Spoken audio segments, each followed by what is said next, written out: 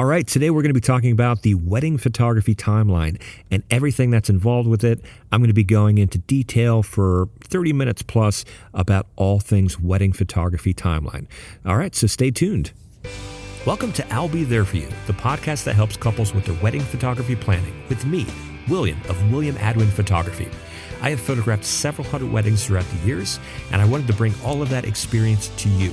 So take a listen, make sure to follow, and thank you for stopping by. All right, thank you so much for joining me, everyone. And today I'm going to be going over a wedding photography timeline. Now, this is a very common timeline, and that's why I chose this. And this is actually from a wedding that was just the other weekend for Carrie and Brian's wedding. Now, every wedding is different, of course. So some weddings might be shorter than this, some might be longer. Some weddings are multiple days long.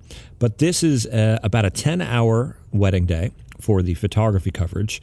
And in my experience of shooting hundreds and hundreds of weddings, 10 hours is a pretty good amount of time to cover the entire day of events. And in general, I'm shooting about noon to 10, actually start at 11:45. But whether it's noon to 10 or 2 p.m. to midnight, the 10 hours is, again, very common, which is why I chose this. So I'm going to go through the timing. I will have a link to the timeline in the description, and you can follow along. And let's just get right into it. So I will say that if the couple has a planner, this is something that I'm working on in collaboration with the planner. Everything that we are timing out here is always based on the couple's wants and needs. This is not about me. This is not how long I want to take pictures. This is about the couple and their wants and needs. So let's get right into it. 11:45 a.m. to 12:30 is the first part of Carrie's prep. This is before she actually gets into the dress. So what am I doing during that time? First, I'll say, whenever I come to a prep location, I never walk in and just start taking pictures right away. And in fact, I don't even hold a camera when I come in, because only the couple, maybe most of the time, only the couple, because they've had an engagement session, will have any experience working with me. And no one else knows who I am personally. Maybe they've heard about me, but they don't actually know who I am. So I don't want to come in and just start taking pictures of them. That's not a good experience. And consistently, I'm going to be talking about experience. Experience is the foundation for everything. I always like to say there's a lot more to taking a picture than taking the picture. And really what I mean is the experience, planning, timing, all of these things are really important. So I will go into the prep location. I will introduce myself to any parents that are there, any family, friends, wedding party, anyone else that's there, any vendors that are there, hair and makeup, if there's a videographer. I'll simply say hi, introduce myself, and just kind of get a lay of the land in terms of the space that I'm working in, just to know where the light is and know what I'm going to be doing.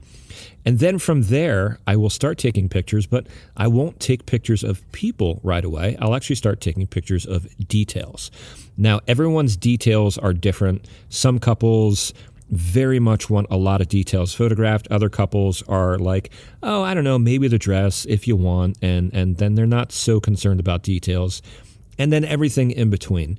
Again, it's about them. It's not about me. So I'm not going to spend a lot of time on details if the couple isn't that concerned with it. And at the same time, if couples are like, details are so important, we love these little touches, make sure to get them all, I'm not going to spend only 5 minutes on it.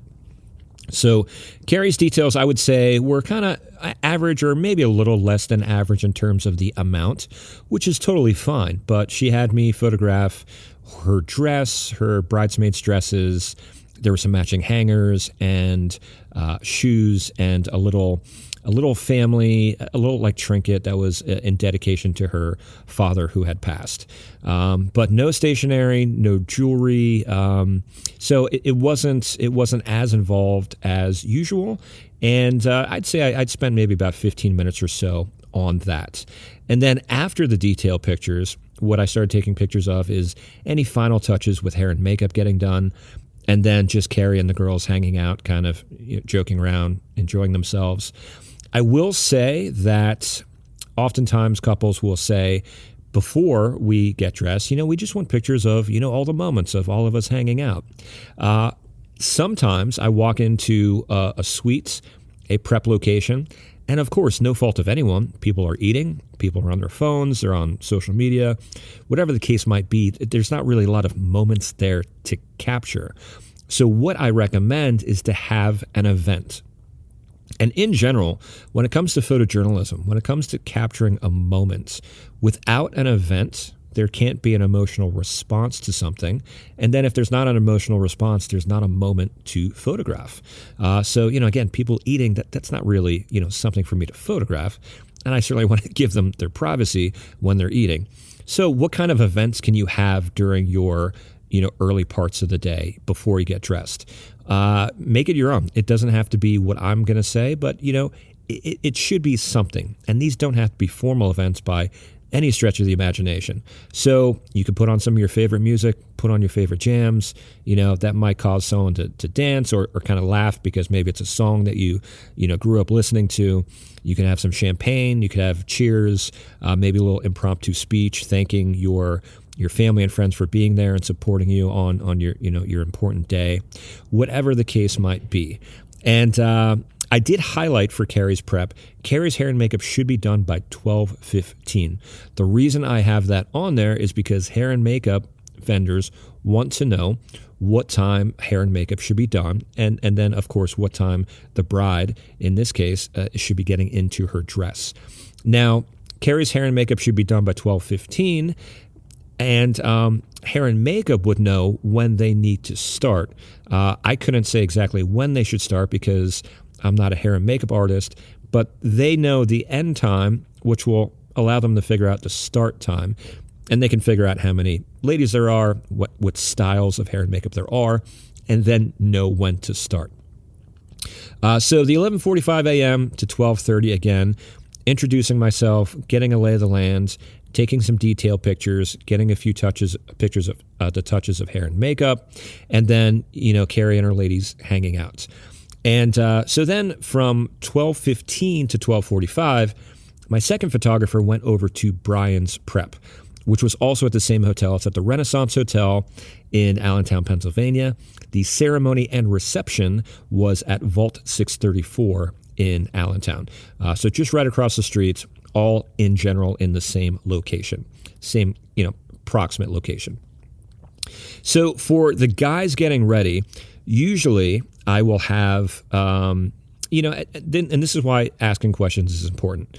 What I'll say is years and years ago, I used to have my second photographer, or I would take pictures of the guys kind of hanging out, drinking beers, watching TV, whatever the case might be. And as time went on, people weren't printing these pictures. They weren't looking at them. They weren't going into the album. Now, if people want these pictures, I'm happy to do it. But what I've learned from asking questions is that in general, these aren't the pictures that they want. This isn't where they want some of their photography time allotted to. They want it, for different parts of the wedding day. But still, some getting ready pictures in general are nice. And so that's why I have highlighted bride and groomsmen should be dressed, except for ties and jackets, by 12:30. That way, it's the final touches. It's not guys hanging out drinking beers. Again, if they want that, that's totally fine. But most of the time, it's not something that my clients are interested in. So it's the final touches. It's ties and jackets going on. And for the first 15 minutes, 12:15 to 12:30, my second photographer would just get any details that bride might have, whether it's cufflinks or his suit, anything like that. If there's any flasks or any gifts for his groomsmen, whatever the case might be. And then from 12:30 to 12:45, just getting in the jackets and the kind of final touches. Now, you want to make sure that the boutonnieres are at the groom suite for when they're getting dressed. And we will get into the rest of bridal prep. So you also want to make sure that the bouquets and that the corsage is at the location where the ladies are getting ready. Definitely don't want to forget them, and you want to instruct your florist to make sure that they're being dropped off at the appropriate spots. And so moving on to Brian's portraits, which were across the street at Vault 634 at the reception and ceremony venue. Starting at 1:15, 1:15 to 1:30, just a few minutes for a couple portraits of Brian. These first portraits are not full length. They're just kind of more cropped in. They're not headshots, but they're somewhere in between, kind of like half body shots, using just some nice window light, getting some individual portraits. So again, that's 1:15 to 1:30. Now, there is a gap from 12:45 to 1:15. Why is there a 30-minute gap? That is for everyone to get their belongings, get all the people that are needed, go down the hallway, wait for the elevator, get the elevator through the lobby, across the street. Even though it's just across the street, I would still budget more than 15 minutes for this because things happen, people forget things. Any group of people moving always takes longer than you think. And I will say specifically, we actually did need the 30 minutes that I budgeted for Brian and Carrie and their wedding party to go across the street. So I actually did use that full amount of time. So 15 minutes would not have been enough time. So moving on to the rest of Carrie's getting ready pictures, getting into the dress from 1 to 1:30, and also some of her individual portraits. Now, I have highlighted here, anyone helping Carrie in the dress should be fully dressed with their hair and makeup done by 1 p.m. Carrie gets into her dress at 1 p.m. So the reason everyone helping Carrie into the dress should be fully dressed with their hair and makeup on is because it looks better for pictures, of course. If the bride has hair and makeup done and she is getting into a formal dress, if the person helping her has their hair and makeup halfway done and they're casually dressed, just wearing a robe or whatever the case might be, it doesn't work as well for pictures. And so that's why I encourage whoever is helping the bride to have their hair and makeup done and be fully dressed by the designated time. Now, one thing I will say about getting ready and who is helping the bride, groom, bride, whatever the case might be, groom and groom, whoever is helping the people get dressed, I always ask before the wedding day. And the reason for this is I never want to put anyone in an uncomfortable position. And this is what I mean. If during the early parts of the day, I just kind of said out loud, hey, Carrie, who do you want to help you in the dress? She might feel uncomfortable answering that question because maybe she doesn't want anyone to feel left out. I wouldn't want anyone in the wedding party feeling any jealousy or anything like that. I'm not saying it would happen, but I'm saying it could happen. And I don't want to put anyone in that position. There's no reason to risk that. So I can ask before the wedding day, the couple, in this case, the bride and groom, Carrie, who would you like to help you in the dress? And of course, the groom as well can be asked, who do you want to help you with your tie and jacket and kind of with those final touches? And then on the wedding day, I will actually say, and I did say, hey, Carrie, we're going to have your mom, and she wanted her two best friends. Mom and two best friends, we're going to come over and we're going to help Carrie in her dress. And then it sounds like I made the decision, but in reality, Carrie made the decision. So that's just kind of a little behind the scenes that I like to do to just avoid any chance of someone being put in an uncomfortable position or anyone in the wedding party feeling left out for some reason. And then the last 15 minutes for Carrie from 1:15 to 1:30 was just her getting some portraits taken. Again, these are a little more close up, just using some really beautiful window lights. Not full length, but we will do full length portraits of her later. Now, very important, you want to know what kind of dress the bride has. And the reason for this is, and of course I could just discuss this privately with the bride. I don't have to discuss this with Brian there. But before the wedding day, I need to know if the dress simply zips up, or if there's some buttons, or if there's a corset, whatever the case might be, because one wedding dress can literally take, a second to zip up, while another wedding dress could take, I've seen as long as like 20 minutes or so with a more involved corset in the back, and then everything in between. So this goes into the timing. So if you have a more involved corset, just keep that in mind when you're kind of working out the timing, with your photographer, with your planner. Definitely not something to overlook. So moving on to the first look. Now, 1:45 to 2 o'clock is the first look. So I have a 15-minute gap from 1:30 to 1:45 to get Brian and Carrie in place. Now, we were going up one floor from where they were getting ready to have their first look. It was up in the balcony of the venue. So that's what the 15 minutes are for. I want to get Brian in place, and then I'm going to go back down, and then I'm going to bring up Carrie and then get her in place, and just make sure that they're in good lighting, that they're getting the in this case, the chandeliers of the venue, which are really beautiful.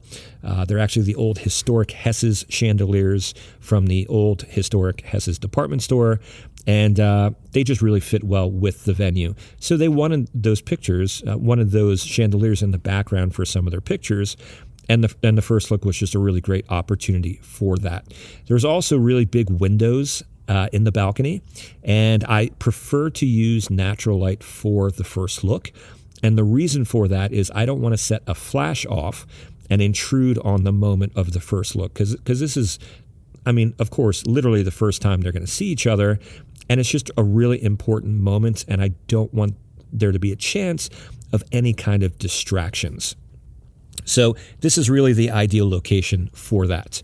And then they had their first look. And does every first look take 15 minutes? It does not. However, first look might not start on time.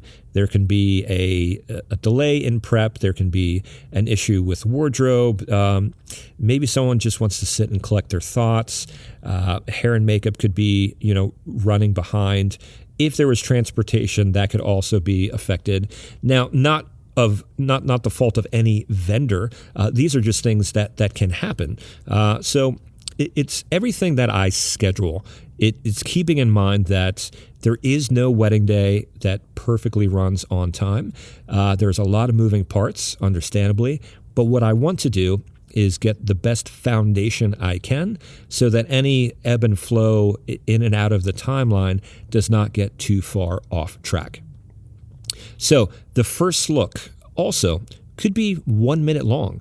However, another first look might be 10 or 15 minutes long, because what some couples do is they have their first look, they see each other, they embrace, they kiss, whatever the case might be, and then they're done. And then other times someone might have their first look and maybe they want to have a gift exchange. Maybe they want to read a letter that they wrote to each other. Or maybe they'll even do that right before they see each other. So it could be a longer duration of time. But there's no right or wrong way to do it. Really make it your own. And I will say, in general, you don't have to have a first look. Carrie and Brian just happen to have one. And I will say the vast majority of my couples do have first looks at this point, which was another reason I chose this particular timeline. And in terms of gifts, you could also, if you're going to do a gift exchange, if you're going to share letters, whatever the case might be, again, it's not required, but some couples like to do this. Another good time to do this, if you don't want to do it at the first look, or if you're not having a first look, is you can do it at the end of your prep. I recommend doing it after you've been dressed so that you have your hair and makeup done, you're in your formal attire, you're looking your best, and then you can open the gift or read a letter from your soon-to-be partner. Okay, so moving on, after the first look, we are getting into Carrie and Brian's portraits. Now, I have an hour from 2 to 3 for Carrie and Brian's portraits. Do I always schedule an hour? I definitely do not. But for Carrie and Brian, it was the appropriate amount of time. I will say I've had couples that they say, well, we want a picture at the altar, at the church after we're married, and that's really all we need for pictures of each other, and then we just want to go to our cocktail hour. And they didn't do a first look or anything like that, and that's totally fine. And so we will literally spend, a couple minutes taking pictures of the two of them, and that's all. For Carrie and Brian, they wanted to have pictures taken in the balcony area of the venue, on the main floor of the venue, in the lowest floor venue. There's 3 different floors that we're actually shooting on. And so a number of different locations. We also ended up going outside for some pictures as well. So that's why I scheduled an hour. If I really wanted to, I could do it in less time, but I don't want to rush people. I don't want to run from one location to another. Again, the experience is very important. I never want anyone to feel rushed. If someone wants to take a break, if someone wants to grab a drink, have a cocktail, hydrate, whatever the case might be, I want them to be able to do that. Also, it's not just the pictures of Carrie and Brian together. This is also when I'll do full-length individual portraits of Carrie, and then the same for Brian. So we did that during that time as well. And then from 3 to 3:15, I purposely scheduled in a break for Carrie and Brian. Again, I don't want people to be going from one thing to the next throughout the entirety of their wedding day without having, some time to sit down, some time to relax, whatever the case might be. Now, also, from 3 to 3:15, I was working in the speakeasy, which is the lower lounge of the venue. And what I was doing was I was getting ready for the wedding party pictures. Now, the entire wedding party was about 12 people. It was a pretty average group of people in terms of the number. So that also affects timing. But Carrie and Brian requested that the full wedding party is photographed in the speakeasy. So I wanted to go down there first and set up the space for them. I did more of a Vanity Fair kind of style picture where people were standing, people were seated, and not just a bunch of people standing up. When you have a larger group of people, at some point when you have a bunch of people just standing next to each other, it kind of starts to look odd. So when there's a larger group like this, I like to have people standing, people sitting, and it just makes for a more interesting photograph. So I was doing that from 3 to 3:15, just setting it up. Again, back to experience, so that when the whole wedding party comes down, they're not standing there watching me move furniture. It's already set up for them. So from 3:15 to 3:45, we are doing the wedding party portraits. So I photographed the entire group, and then we went upstairs in front of the venue outside, and I did some smaller groups. And what the smaller groups were Carrie and all of her bridesmaids. That's one group. And then I did Carrie and each individual bridesmaid. So there's 2 people in each of those pictures. And then I did Brian with all of his groomsmen together. That's one group. And then I did Brian with each individual groomsman, 2 people in each of those pictures.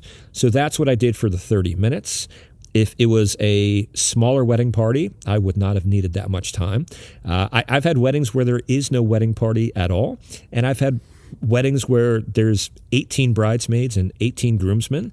And obviously that's something that you would want to budget more time than 30 minutes, especially if we're doing the kind of groupings that I mentioned. Now, you don't have to do these same groupings. Some couples will say, we just want a picture of the 2 of us and the entire wedding party. And then we want a picture of the groom and the groomsmen, and then the bride and the bridesmaids. And that's it. We don't need the individual pictures with the groom and each groomsman and the bride and each bridesmaid. Again, it's what the couple wants. I'm there for them, and I schedule an appropriate amount of time based off of their wants and needs. So then moving on from there, 3:45 to 4:30, we are taking pictures of the family, and so that's 45 minutes for that. Usually, most weddings, I actually am closer to 30 minutes for family. The reason I scheduled 45 minutes, and we did use the entirety of the 45 minutes, was because they had a group, they probably had about 25 different groupings. So I always asked a couple before the wedding day for a shot list of all the different groups they want of their family. I would never want to put the couple on the spot on the wedding day and just say, oh, hey guys, I know there's a lot going on, but hey, what groups do you want of your family photographed? That's not the time and place for them to think about it. So they should be in the privacy of their own home, taking their time, compiling a list well before the wedding day. And then I just ask that they email that to me. And then based off of that, I will schedule an appropriate amount of time. So again, they had about 25 groups or so. So we did spend the 45 minutes getting pictures of the family. All right, so moving on from that, I always stop taking pictures 30 minutes before the ceremony starts. And so from 4:30 to 5, that's when guests are going to be starting to arrive. Now, of course, some people arrive after 5, and sometimes the ceremony might get delayed a little bit, but usually people are showing up from 4:30 to 5 in this particular case. So the couple can go sit down, relax, do whatever they need to do to get ready for the ceremony. And what I do is I take pictures of the ceremony space, the details, all of that, and then pictures of the guests arriving, greeting each other. And that's what I do for the 30 minutes. Now, if I'm using lighting, the only kind of lighting I will use during the ceremony, and this is kind of like the first look, I don't use flash during the ceremony. I don't use flash during the first look. I feel like it can be intrusive and distracting, and I don't want to do it during such a, sacred, special kind of time. Now, some photographers will say, oh, well, I asked a couple and they said they don't mind if I use flash during the ceremony. The issue with that is you're asking someone a question that they don't have experience to answer. And what I mean is couples aren't getting married every weekend. They don't have anything to compare and contrast as to this is what it was like when flash was going off during my ceremony, during my vows, and this is what it was like when flash was not going off during my ceremony and vows. So I don't use it. Sometimes I will use continuous lights if necessary, if the space is very, very dark or the light is not good. In this case, I did not have to do that. I simply could use the available light that was there with the lenses that I have, and certainly have very low light capabilities with the equipment that I have. So ceremony was from 5 to 5:30. Now, the ceremony, it actually wasn't 30 minutes long, but we scheduled 30 minutes because after hundreds and hundreds of weddings, there's no consistency where every single ceremony starts perfectly on time. It just doesn't happen. Now, some do, some don't. Again, you don't want to get too far off of the timeline, but just realize on your wedding day, if everything isn't running perfectly on time, that's okay. You just want to try to stay, as close to the timeline as you can so that all of those important parts of the day are photographed and you have time for, everything. So the ceremony started a little bit after 5, and it was only really about 15 minutes or 20 minutes or so. But we had that little bit of extra time, just in case the ceremony didn't start on time. And then after the ceremony was cocktail hour. So from 5:30 to 6:30, during that hour, what I am doing is I'm photographing the reception space. Now, no one is in the reception space. Everyone is in cocktail hour in the speakeasy, in the lounge, lower level of the venue. And then I'm on the main floor photographing the space. I'm getting wide shots. I'm getting tighter shots. I'm getting really close-up details of anything set up on the tables, the cake, any decor that there is in the room. And again, it's important to do those room shots when no one is actually in the room. And then I will set up my lighting for the reception.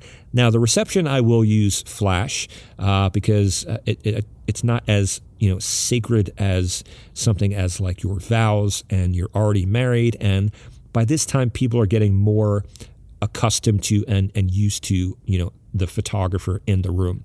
So I will set up my lights as needed. And then my second photographer will go down to the cocktail hour and shoot pictures of food, shoot pictures that we call grip and grins. And what is a grip and grin? It is simply when you grip the person next to you and you grin at the camera. And so it's a simple, straightforward picture, but then the couple has pictures of like all of their guests and the 150th person that they invited. There's even a picture of them just for them to look back on. And then I will also help my second shooter with grip and grins if necessary, if they didn't get everyone in the space in cocktail hour. And then we move on to the reception. Now, the reception was starting at 6:30 and going to about 10 o'clock. Now, I don't specify the timing after this because the exact time that, for example, a parent dance is, or in this case, Carrie had a sibling dance. She danced with her brother, which was a really beautiful moment. The cake cutting, any other events, there could be a hora, circle dance, a dollar dance, any speech and toast, whatever event is happening. It doesn't matter to me so much what time it is, because once I'm there set up ready for the reception, I'm not going anywhere. It's different than the earlier parts of the day where we're going from one location to another. Even if we're in the venue, we're going from one floor to another. We're going inside, we're going outside. So once the reception events start, I'm set up, I'm ready to go. So that's why I don't have it specified in my timeline. But the band or the DJ, would have a specified timeline as to exactly when cake cutting is, etc. Now, the only exception for this is if the couple hired me for a limited amount of time. So if I was only there for like 8 hours, then we would want to make sure that whatever reception events they want photographed be within the time that I'm there, of course. But that was not the case with Carrie and Brian, so I was there to capture all the moments. Now, one thing I do, once it comes to the dance party, like once the dance floor opens and people are just rocking out on the dance floor, many, many years ago when I first started, I would be on the dance floor, my second photographer would be on the dance floor, and what I ended up realizing is that 2 photographers taking pictures of people dancing for hours is not the best use of all of those photography hours.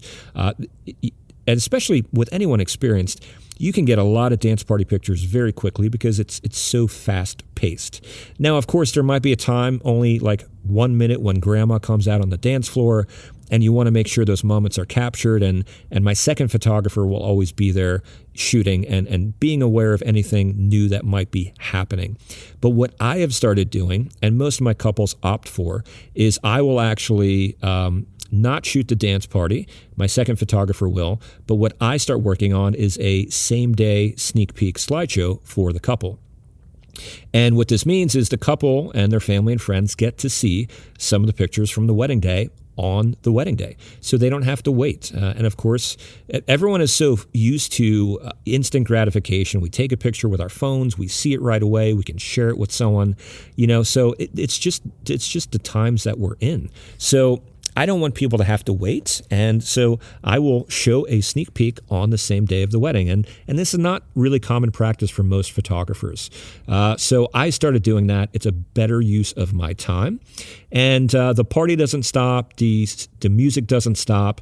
What I did was I plugged into the AV system at this venue, and they have TVs, monitors throughout the venue. And the slideshow just played on a loop, and Carrie, Brian, and their family and friends could watch whenever they wanted. And it was actually really beautiful. Both mothers actually came up to me after the slideshow, and they just held my hand and they said, "Thank you so much for doing this, and seeing these pictures right away was just amazing.